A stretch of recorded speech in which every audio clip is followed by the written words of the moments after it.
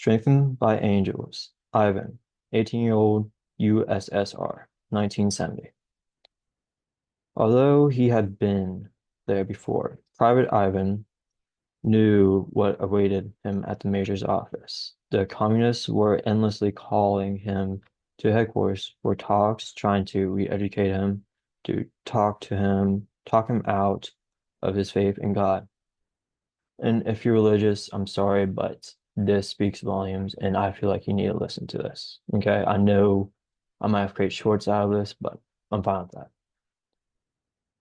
It was lunchtime. The sun was shining brightly in the blue sky, and the snow was glistening as Ivan walked along the snowy sidewalk.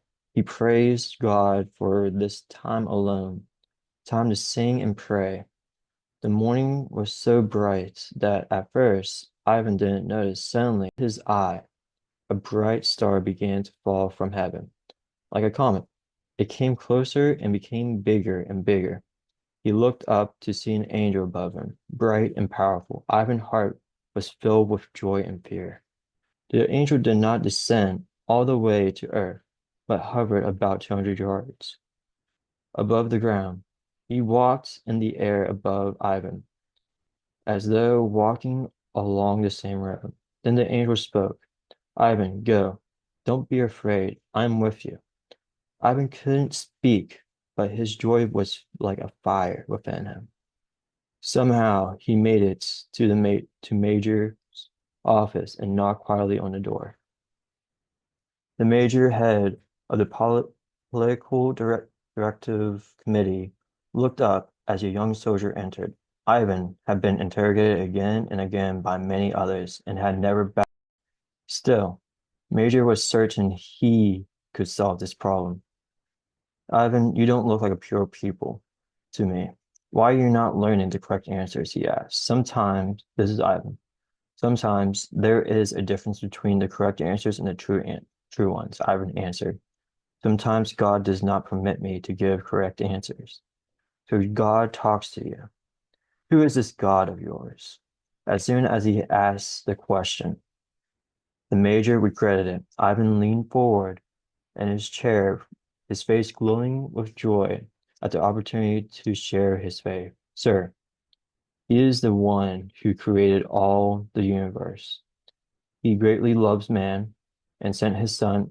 The major interrupted. Yes, yes, I know the Christian's teaching, but what has that got to do with being a soldier? Do you disagree with the teaching of the glorious Red Army?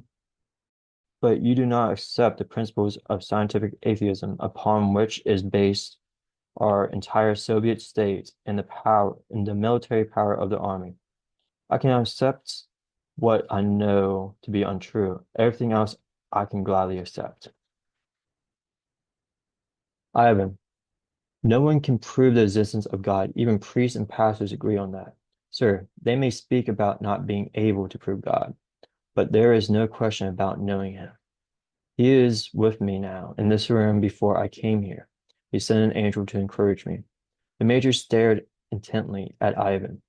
At last he spoke wearily. I am sorry, Ivan, that you will not be reasonable. Your persistence will do nothing for you except bring discomfort. However, through the years I have found that men like you often come to their senses with a low discipline. I am ordering you to stand in the street tonight after you will stand there until you are willing to reconsider this nonsense about talking about gods and angels. Since the temperature is likely to be 13 degrees below zero, for your sake, I hope you quickly agree to behave sensibly. Tomorrow we shall make a plan together for your political education. You are dismissed. The major expected Ivan to hesitate, to reconsider. Instead, he squared his soldiers and walked quietly to the door. Private, when the soldier turned around, the major noticed he was a little pale. So Ivan had understood the order. You will obey my instructions in summer uniform. That is all. That night, as the bugle sounded, Ivan made his way down the stairs of the barracks and into the snowy streets. He recoiled from the icy blast of the wind that burned his ears and made his eyes water. And summer uniform was no help in the bitter cold. He glanced at his watch. It was 10:01 p.m. In military time, it would be 2201 minutes, I believe. I'm not sure in military time, but that's my guess. Tonight, he would have a long time to pray, but for the first time since he had been in the Soviet army, prayer did not come easily. He was worried. Could he stand out here all night? What if he froze to death? Would they let him freeze to death? What if he got so cold he gave in to their demands? The what ifs flooded his mind and left in the spinning. He knew he had to think of something else. Then remembered the angel who had visited him that morning. The angel had said, "Do not be afraid. I am with you." Suddenly he realized the angel's words had been for tonight. Although he came, Ivan knew the angel was still there with him. He began to pray fervently. Fervently means intensity. At 12:30 a.m., he was distracted from his prayers by a crunching sound of footsteps in the snow. Bundled in their overcoats, hats, and boots, three officers were slowly making their way toward him. "Private, have you changed your mind yet? Are you ready to come in and get warm?" "No, comrade officers, as much as I want to come in and go to bed, I cannot. I will never agree to remain silent about God." Even in the dim light, Ivan could see the officers were amazed and confused. How could he stand such cold? "Do you plan to stand out here all night long? I don't see how anything else is possible, and God is helping me." Ivan checked. They were cold, but not too cold. He could still move his toes easily. It was a miracle. He looked at the officers and could see that even in their coats, they were already shaking from the cold. They were stamping their feet and slapped their hands, impatient to return to their heated barracks. "You feel differently in another hour," the senior officer mumbled as they quickly turned around. Ivan continued to pray for all the believers he knew. He sang Christmas carols. He prayed for every officer he knew and knew of. He cried out to God on behalf of the men in his barracks, but gradually his mind seemed to be floating somewhere else outside of his head. As much as he tried, prayer eluded him. Ivan was dozing on his feet when at 3 a.m. the senior officer on duty woke him and let him return to the barracks. For the next 12 nights, Ivan continued to stand beside his barracks. Miraculously, he did not freeze, nor did he beg for mercy. Ivan continued to speak about his faith to his comrades and officers. He sang about the glory of Jesus Christ in his barracks. Though this was strictly prohibited to those who threatened him, he replied, "A lark threatened with death for sings would still continue to sing. She cannot renounce her nature, neither can we Christians." Soldiers around him converted, impressed by his faith. The commanders continued to interrogate him, trying to get him to deny Jesus. They put him in refrigerated cells. They clothed him in a special rubber suit into which they pumped air until his chest was so compressed he could hardly breathe. At the age of 20, Ivan knew that the communists would kill him. On July 11th, 1972, he wrote to his parents, "You don't need me anymore." He need he then described a vision of angels in heaven that God had sent to strengthen him for the last trial. A few days later, his body was returned to his family.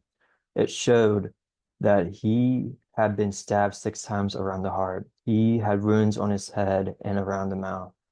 There were signs of beatings on the whole body. Then he had been drowned. Colonel Maussan, his commander, said, "Ivan died with difficulty. He fought with death, but he died as a Christian."